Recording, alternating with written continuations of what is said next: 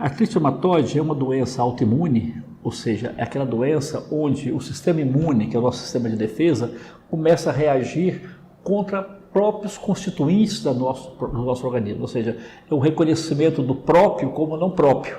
E, consequentemente, você tem uma doença autoimune, ou seja, contra o próprio organismo. Em torno de 1% da população tem artrite reumatoide, no mundo todo, inclusive no Brasil, sendo predominantemente nas mulheres. A doença começa em torno de 40 anos, ela repercute principalmente nas articulações, né? E sempre que acontece numa articulação da mão direita, por exemplo, acontece na mesma articulação simétrica do outro lado. De uma maneira popular, é uma doença que causa inflamação nas juntas, e você vai tendo destruição das articulações e, consequentemente, perdendo a sua atividade e dificultando os movimentos do paciente. Esse é uma microtomografia da pata de um camundongo. Então aqui a gente observa a pata de um camundongo sadio e aqui a gente tem a pata de um camundongo doente, né, no modelo de artrite reumatoide.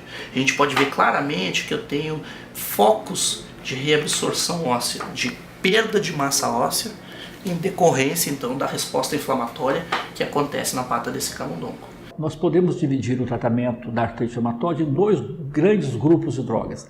Aquelas que tratam os sintomas, né? Não interfere com o curso da doença, mas, por exemplo, inibe o edema. Se você tira o edema, você inibe o edema, a articulação pode fazer mais movimento.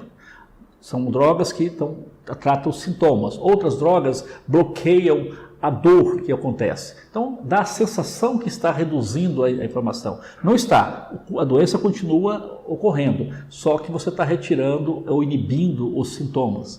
Essas drogas, as principais delas são os anti-inflamatórios e analgésicos, drogas que há semelhantes à aspirina, o diclofenaco, aspirina, nimesulide, etc, etc. O outro conjunto de drogas são drogas conhecidas como modificadoras da doença. São drogas que interferem com o curso da doença e, obviamente, reduz também a dor, reduz parcialmente o edema, mas impede que as lesões ocorram, né? Então, entre essas drogas, nós temos o metotrexato, a gente chama na ciência gold standard, ou seja, é a droga padrão, a primeira a ser escolhida para tratar os pacientes.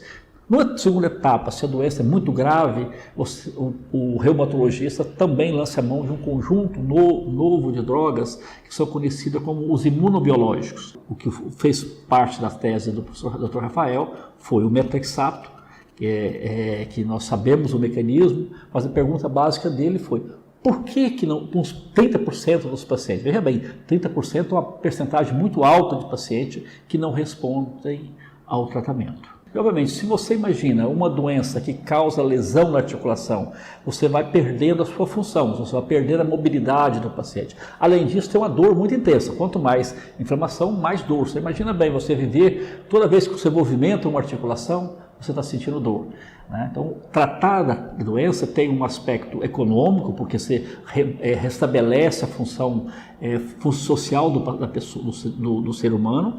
Além disso, você tem uma qualidade de vida melhor, porque você diminui as dores que ocorrem nessa articulação. Então, isso é a importância, vamos imaginar, não só científica, mas social, de entender os mecanismos de ação para que nós possamos tentar evitar que os pacientes sofram essas alterações das articulações.